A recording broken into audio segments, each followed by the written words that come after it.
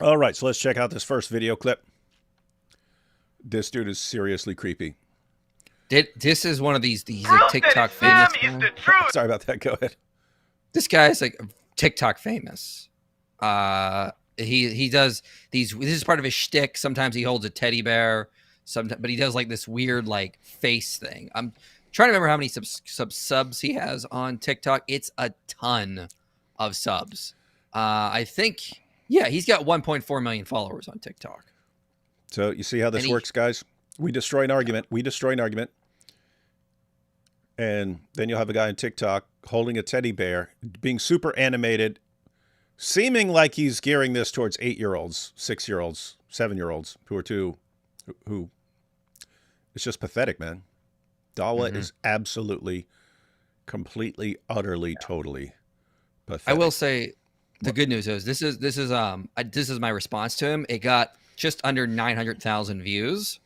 It's one of my biggest responses on TikTok to a Muslim. Might be my biggest response to Muslim on TikTok. So the good news is that, people like myself, Big John Steele, Coley, have been making some splashes over there. Like recently, a TikToker named Coley, he was also on Jubilee, posted a video like showing 5 errors on the Quran. It got over 6 million views. And it even got bothered Sheikh Uthmani to try to respond to it. They were so triggered by the video. So luckily that's a lot of the information is getting out there. Yeah, and so guys need to check out which Christian apologists are responding to this stuff on TikTok. And if you're on TikTok, make sure you watch their stuff, share their stuff, and support them, because someone's got to do this, right? Someone's got to do this. They're getting desperate. They're getting desperate. The whole podcast thing isn't working out anymore because they're being exposed. So what do they got left? They got Lily J and they got TikTok to lie. If you shut them down over on TikTok, where are they going after that? Where? I just have to say, though, I mean, for a religion, the main moral accusation against which is that they're obsessed with doing things to kids, sitting there looking like a pervert with a teddy bear is not helping. But, I guess if that's all you got, that's all you got. Hey, look at this. We got Mike Winger, king of the Islamic dilemma. Do you love me too, David? Yes, because I'm commanded to love my enemies. There we go. All right, guys, so get ready for the creepiest thing you've ever seen in your life and be ready to wash your eyeballs out. But as creepy as this is, it's not as bad as his actual argument. Let's see. So this is his video, not your response, the first one? Nope, this is my response. No, this is your response? Okay. So we're getting his argument and your response. Let's see. So I want you to look at this picture right here. This is a pattern of how the moon moves throughout the sky. And now I want you to look at this picture. This is an old date stock. They look pretty similar, don't they? Uh-huh. Well, according to this verse of the Holy Quran, Allah will cause the moon to move like an old date stock. This is exact proof that Islam is the true religion. Ancient people knew how to track the course of the moon, as well as many other celestial bodies. Are you Muslims even trying at this point? Yet people will still deny. Gee, I can't imagine why. Your response is what we could call an even if, but in fact response when combined with mine. So even if the Quran were saying that the moon follows this pattern in the sky, would not be a scientific miracle because, especially in the ancient world, they were really, really, really good at tracking the movement. They were obsessed with it. They were obsessed with tracking the motions of the heavenly bodies and so on. So it's not even just the moon. They knew where this star was going to be at this time in this place. Like the Babylonians were obsessed with this, and that's right by Arabia. I mean, like you can even find mentions of the course of the moon in pre-Islamic poetry. Not like they're not doing like scientific analysis, but you can clearly see like they're interested in what the moon looks like, where it's moving, where it's going to be. I don't know a scholar that would deny that, but I mean, like most of the alleged scientific miracles in the Quran can be divided into 2 groups. One, it's the miracle of reinterpretation. It didn't originally mean that, but now it's been reinterpreted to be in line with the scientific truth. The other is ancient people just knew this stuff, like the course of the moon, the fact that meteors had iron in them. Like they just knew this stuff. So like it's like this is one of those second cases where it's just an ancient fact. People knew how to track the moon. I remember reading John Walton, who's a biblical scholar on this. He was just talking about how like they knew like when the moon on certain days would be like a full moon or a new moon or a crescent moon. Like they were predicting this like months, years in advance. Like it's a. And I just wanted to point out, because we're going to check out your video on how they could actually prove some of this. But there was a Muslim a few years ago, Hamza Tsortsis, who used to use the scientific miracles argument. It was his go-to argument until he ran into an actual scientist, atheist scientist, and tried to use that. And he got completely humiliated in front of everyone. And this caused him to rethink the argument. And by the way, that's the reason Ali Dawah eventually admitted that the argument has been debunked. Hamza Tsortsis came out and said it. And then Ali Dawah went ahead and admitted it. But Hamza Tsortsis, he actually broke things down. He said, what would it take to actually prove that the Quran is making miraculous scientific claims, or claims that couldn't have been known at the time? What would you need to show? You'd need to show three things, basically. One, you need to show that's what the Quran is actually saying. It's not saying something else. It's saying the thing that is being confirmed. This isn't you putting some modern spin on it. It's what is actually being claimed by the Quran. So one, you need that. Two, it needs to be something that wasn't known at the time. If people knew it and the Quran says it, then okay, you're just saying what people knew at the time. That's not miraculous scientific knowledge. People already knew it. And three, you have to know that whatever you're saying about science today is actually correct. In other words, you don't want to say this confirms it, and then 5 years from now, another theory comes out and that theory is discarded or something like that. Because then you'd be saying the Quran was confirmed by a theory that was eventually disconfirmed. And what are you going to do then? Miracle of reinterpretation, right? So he goes ahead and lays those things out and then points out, guess what? There's nothing like that in the Quran. You don't have anything where you read the verse and you actually understand it correctly, and it's making some sort of claim that is turning out to be accurate and was not known at the time and is being confirmed by settled science today. He said, you don't have anything like that. Guess what? He's correct.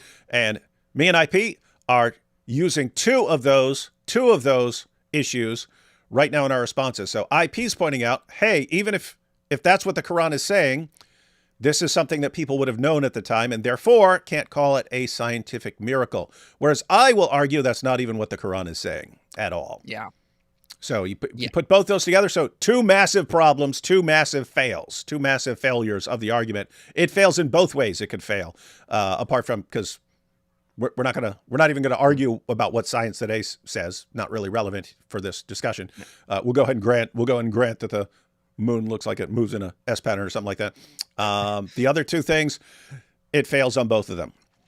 Yeah, and later I have a way Muslims could prove there are scientific miracles in the Quran. It's a very simple way to do it, which we can get into later, but they can't. There would be a very easy way to do it. They never do this though, so we can talk about that in a little bit though.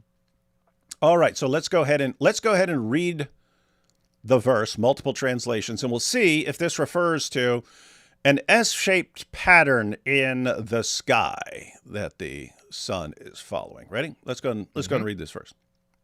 So Surah 36, verse 39, got a bunch of translations here. And for the moon we have appointed mansions till she return like an old shriveled palm leaf. Notice it doesn't say the pattern that it has followed in this sky is going to resemble an old shriveled palm leaf. It said it says the moon is going to return and it's going to look like an old shriveled palm leaf. So it's not talking about the journey it takes in the sky. It says it's going to return, and when it returns, because it disappears for a little while, then when it returns, it looks like an old shriveled palm leaf. Let's see what other guys translate. Let's see if anyone tries to give them a scientific meaning. And the moon, Yusuf Ali, and the moon we have measured for her mansions to traverse, till she returns like the old and withered lower part of a date stalk. Hilali Khan, and the moon we have measured for it mansions to traverse, till it returns like the old dried curved date stalk. You guys catching that? Mm-hmm. It returns like an old dried curved date stalk. What's that sound like, guys? Crescent moon, and there's a part of a dried date stalk that looks like a crescent moon. Is this talking about its pattern in the sky? No, it's saying the moon looks like a crescent. Hey, look, it looks like an old date stalk. That's a yellow crescent. Shakir, and as for the moon, we have ordained for its stages till it becomes again as an old dry palm branch and so on. I'm not seeing anything miraculous here. Nope, I don't see anyone giving it the scientific meaning that our little Muslim friend was suggesting. It's very Islamophobic of these translators. It is. It's very bigoted. Very bigoted. How dare they? Yeah. Let's look at what the Study Quran says. The commentary of the Study Quran. Is the Study Quran going to say that this is referring to this S-shaped pattern and the S? So guys, keep in mind the argument, right? The idea is if you follow the course of the moon in the sky, it resembles kind of an S-shaped, and a date palm is kind of an S-shape. So when it says the date palm, it's talking about the motion through, and oh my goodness, how could anyone have known this? IP already pointed out they would have known that. But another problem here, it's just not what the Quran is saying. Let's look at some commentaries. This is the Study Quran on this verse. So they translate it, and for the moon we have decreed mansions till it returns like an old palm stalk. Okay. This verse is a reference to the waxing and waning of the moon through the 28 stations of a single lunar month. Then we have like an old palm stalk. What's that mean? Does that mean that's the S shape that it takes in the sky? Like an old palm stalk is a reference to the appearance of what remains from a date cluster after its fruit has been removed and it has withered, when it resembles the thin crescent moon in shape, width, and color. You take an old date cluster after its fruit has been removed, and what does it look like? It looks like a little crescent moon. So the Quran is saying, hey, the moon looks like a crescent, just like the palm, an old palm stalk looks like a crescent. Is that miraculous? Yeah. Is that miraculous knowledge, everyone? Because that's what's being put forward on TikTok to stupid people who don't know how to look any of this stuff up. And they're saying it's a miracle, and this is why people should convert to Islam. Yeah, and in my video, I didn't even get into this because I was like, this is so dumb. I'll just grant for your interpretation for the sake of argument and just show the ancient people knew how to track the course of the moon. Like, so even if your odd interpretation that no commentator has is right, it doesn't mean anything, because we know the Greeks tracked the moon. We know the Babylonians tracked the moon. We know the Egyptians tracked the moon, and many celestial bodies. Like, how is this? How do you guys not know this? Like, clearly the Arabs could have just got that information from the cultures around them, or they just would have been in the same boat where they could just say, yeah, the moon is kind of there. Now it's kind of lower. Now it's kind of higher. Like, it would have been hard for anyone in the ancient world to do when you were just looking at the night sky every night in the ancient world. Let's look at two more commentaries, just so you don't think, well, who cares what the Study Quran says? Well, here's Tafsir Jalalain. Tafsir Jalalain, one of the most popular commentaries of all time. And the moon, blah, blah, blah, blah, blah, going into grammar stuff. 28 phases, in the middle here. 28 phases in 28 nights of every month. It becomes concealed for 2 nights. Oh no, the moon's gone. The moon's gone. Where's the moon gone? It becomes concealed for 2 nights when the month has 30 days, and for 1 night when it has 29 days, until it returns. So the moon disappears, then it comes back, and it looks like what? Looks like a thin crescent. Until it returns during its final phase, seeming to the human eye like an aged palm bough. In other words, like the stalk with a date cluster when it ages, becoming delicate, arched, and yellowish. So you take a date cluster and take the stalk, and when it's old, it becomes delicate, arched, and yellowish in a crescent shape, like the moon. And let's go to Muhammad's cousin or nephew, according to Daniel Hakikachu, Ibn Abbas. And for the moon we have appointed mansions, like the mansions of the sun. It increases and decreases till she return like an old shriveled palm leaf. Where are we getting the miraculous scientific knowledge here, guys? Everyone understand this? For 14 centuries, ask Muslims, what is this talking about? What's it talking about? That the moon goes through these different phases and stuff, disappears, eventually comes back looking like an old shriveled date palm stalk. What's that mean, guys? Well, the old shriveled date palm stalk looks like a crescent moon. So the Quran is saying, hey, and then it comes back looking like that thing on the ground over there. So what's this? It's making an observation. Look, crescent. That's all it's saying. Miraculous scientific knowledge here. Yes, according to these guys, it's talking about the path it takes for the sky. And oh my goodness, this is amazing. So guys, now that we've read the sources, we'll go ahead and play that one more time because it's short. And look, there are two ways. So one, you can say, this is what everyone thought the verse meant. And there's nothing miraculous here. And none of them would have even claimed that there's something miraculous about the amazing knowledge in the Quran there. No one would have even claimed it. But in the 70s, you had Maurice Bucaille, who got paid by King Faisal to come up with all these scientific miracles. And he made idiotic arguments like this. And Muslims ran with them because anything that confirms their religion, they'll run with. So anyway, for 14 centuries, no Muslims thought it meant that until this was put forward as miraculous scientific confirmation. And of course, as IP pointed out, even if you granted their new interpretation, even if you said, hey, 14 centuries of Muslims, they had no idea what this verse meant. It really means this thing. Even if you say that, on what planet would they not have known this back in the ancient world? They didn't know this sort of thing. Pretty dumb. And so what do? You hold a teddy bear and you act really animated and excited because you're gearing this towards 8-year-olds. Let's watch this one more time. Proof that Islam is the truth. It's the proof. So I want you to look at this picture right here. This is a pattern of how the moon moves throughout the sky. And now I want you to look at this picture. This is an old date star. They That you bent to. look pretty similar, don't they? Uh-huh. Well, according to this verse of the Holy Quran, Allah will cause the moon to move like an old... Does it say it's going to cause the moon to move? Look at this guy's face, by the way. Gosh, this guy's creeping me out, man. Takes a lot to creep me out, but just the thought that this guy's gearing this stuff towards kids and these guys are all obsessed with banging kids, it's pretty sick and evil. But look what he says. Does the Quran say the moon moves in a pattern over the period of a month where if you looked at it, it looks like this? No, it says it returns like the old date stock. It returns. It disappears, and then when it comes back, it looks like the old date stock. Dude just lied about what the Quran says. So this is one of the requirements. What's the Quran actually saying? Is it saying what he says? No, he had to actually lie about the Quran to get it to say that. Mm-hmm. What a creep. What a creep is it? Powerful. Let's see. date star. This is exact proof that Islam is the true religion. Ancient people knew how to track the course of the moon as well as many other celestial bodies. Are you Muslims even trying at this point? Yet people will still deny. Gee, I can't imagine why. Yes, well, the one thing he got right is, yes, we will continue to deny the proof of Islam. Because why? Because every argument you give us is exactly like that. It's flat out deception. It's, hey, here's an argument and we're duping a bunch of dumb people. So this argument must be true, right? Well, let's go ahead and check it out. Let's look into it.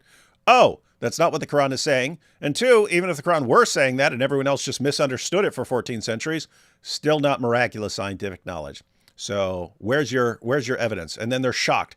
How could anyone reject this proof?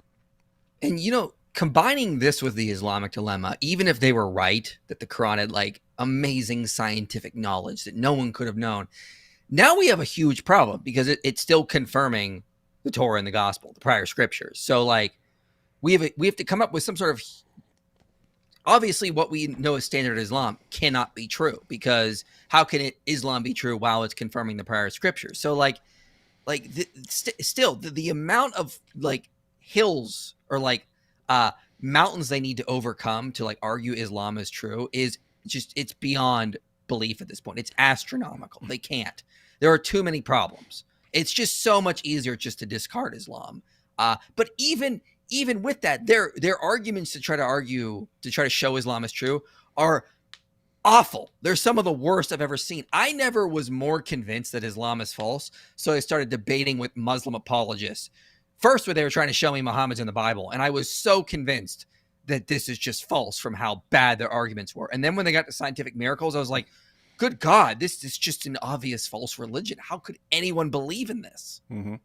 And you always have to wonder, because, I mean, keep in mind, there could be, and no, there have been. There are Christians who would use bad arguments for Christianity, right? But guess what? You don't have to. You can use good arguments, and those are the ones we go to. In Islam, all you ever get are bad arguments. And we sit here and ask, okay, so suppose all these guys, all your champions of Dawah and so on, all just happen to be using bad arguments. Well, those bad arguments have been exposed. You got any good arguments? And what do? You run. They run. And then they run to people who are ignorant, and they use the same arguments that have been exposed as terrible arguments. What is this religion, man? Pure deception, pure deception. Yep. We had Ryan here who says, Deha knew where the moon always was. That's true. That's true. And our Muslim friend here, A, says, hi, David Wood. Not all prophets did miracles. Is that the reason Muhammad isn't a prophet? No. I wouldn't say someone is not a prophet if he doesn't do miracles. I would say that Muhammad is a false prophet because he meets all the requirements of a false prophet. Every possible way you can evaluate this guy, he turns out to be a false prophet. And I'll just give you an example. We can, hey, if you want to join us for a discussion sometime, happy to do that. But I'll just give you an example. So because IP just brought up biblical prophecies about Muhammad. So the most popular one of all time is Deuteronomy 18:18, where we're told that there's going to be a prophet like Moses. And you look, and if you actually bother to read it, which sadly Muslims don't do, it's about a fellow Israelite prophet. So there's that. But here's the thing. If you go just 2 verses later, they're saying 18:18 proves Muhammad's a prophet. If you go just 2 verses later, it gives 2 criteria of a false prophet. It says, don't, under no circumstances, believe someone who meets these 2 criteria. Muhammad met both of those criteria. And you can just go through every warning you have in the Bible about false prophets. Muhammad is the most obvious false prophet in history. There's no one I can think of, with the possible exception of Joseph Smith, who meets so many different requirements of being a false prophet. That's why he's a false prophet. Hey, I just had an Old Testament scholar on my channel Thursday. He has never looked into Islamic arguments. We showed him an Islamic video arguing that Deuteronomy 18:18 is about Muhammad. He said it was garbage. It was crap. If you want to put, I've just showed you, I have my slides from that stream. If you want to put these up here. Yeah. So, I mean, like, this whole argument is debunked 3 verses earlier. You guys, all Muslims will always go on among their brothers. And so they would say, well, if God is talking to Israel, the prophet has to come from the brothers of Israel. The problem is that you're reading in English. In the Hebrew, the phrase your brothers or among your brothers is always a phrase that is used to refer to Israelites in the surrounding context. So look 3 verses earlier. The Lord your God will raise up for you a prophet like me from among you, comma, don't ignore that. Yeah, even though they want to fixate on from your brothers, and they say, oh, that's the brothers of the Israelites, and not realizing when it's talking to a group of Israelites and it says from among your brothers, it means your brothers, the fellow Israelites, and so on. But look what right before that, from among you. From among you, from among you. My goodness. Yes, it's talking about the Arabs. Oh, my goodness. Yeah. If you look throughout Deuteronomy, over and over again, from your brothers means Israelite, Israelite. In fact, in Deuteronomy 17:15, it excludes foreigners. You can raise up a king from among your brothers. You shall set as king over you. You may not put a foreigner over you. The only time from among your brothers in Deuteronomy is used to refer to non-Israelites. It's qualified as the people of Esau, never as the people of Ishmael. Okay, so when it shows up in Deuteronomy, the phrase refers to Israelites unless it's qualified like this. So when we go to Deuteronomy 18, it's not qualified in any way. Therefore, the surrounding context, Deuteronomy 24:14, Deuteronomy 17:15, 15:7, all points to this just being a phrase that it means an Israelite. Therefore, the prophet of Deuteronomy 18 has to, by necessity, be a descendant of Israel, which is why it could only be Jesus. And guess what? This is what John actually argued. John pointed out over and over throughout his gospel that the prophet to come is Jesus. He has people saying it. He points out Jesus in John 5:46 says Moses wrote about him. Then you have John 12:49 where Jesus alludes back to Deuteronomy 18. He does it in John 7:16, John 8:28, John 15:15, John 17:8. Keeps alluding back to Deuteronomy 18. And then you have Acts 3:19-22, where Peter directly says Deuteronomy 18:18 is about Jesus. So he actually can meet that requirement because he was an Israelite. Muhammad isn't. By necessity, Muhammad cannot be the prophet of Deuteronomy 18:18 because it says he has to be an Israelite when it says among your brothers or their brothers. That is a phrase that refers to Israelites. And so, as I pointed out, you've got two criteria of a false prophet. Just 2 verses after that, IP pointed out this argument doesn't work at all because if you go back, this definitely isn't talking about Muhammad. But keep in mind, this is another argument against Muhammad. Why? Because he said, we find Muhammad in our scriptures. We do. It's not Muslims by doing mental gymnastics and lying, they find him. It's Jews and Christians can find Muhammad in our scriptures. Where do we find Muhammad in our scriptures? We don't. Every time you give us an example, it's something like that, and it turns out to be based completely on lies. Guess what? That's your best one. What we just went through, as pathetic as that was, that's the best one Muslims have for Muhammad being in the Bible. And it's a passage which rules him out as being the fulfillment and rules him out as a prophet, period. Just to be clear, if Muhammad had been around during the time of Moses, Moses would have ordered people to execute Muhammad for being an obvious false prophet and for violating these basic criteria. So think about this. There are 2 main arguments that the Quran gives to Jews and Christians for why we should believe in Muhammad and the Quran. The number one, by far, the number one reason in the Quran for Jews and Christians to confirm Muhammad as a prophet is that Muhammad and the Quran confirm our scriptures.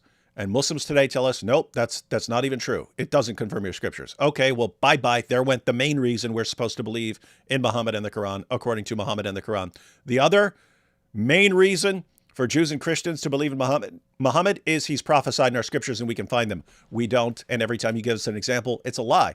So this is what we find when we actually investigate the case for your prophet. Not looking good. Yeah. AP was on my channel like last week. We went through that whole the Paraclete passages. Really bad, because right? They'll say that.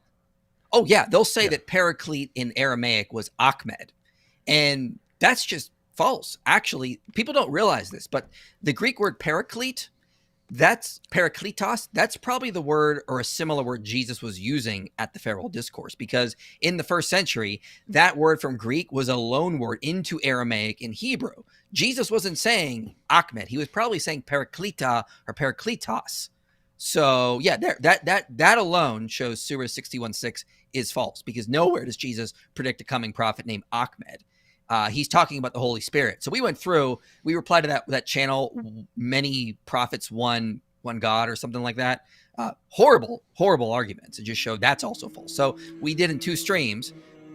Muhammad is not prophesied in the Torah and the Gospel, therefore Islam is false. Surah 61:6 is wrong. Surah 7:157 is also wrong, therefore Islam is false.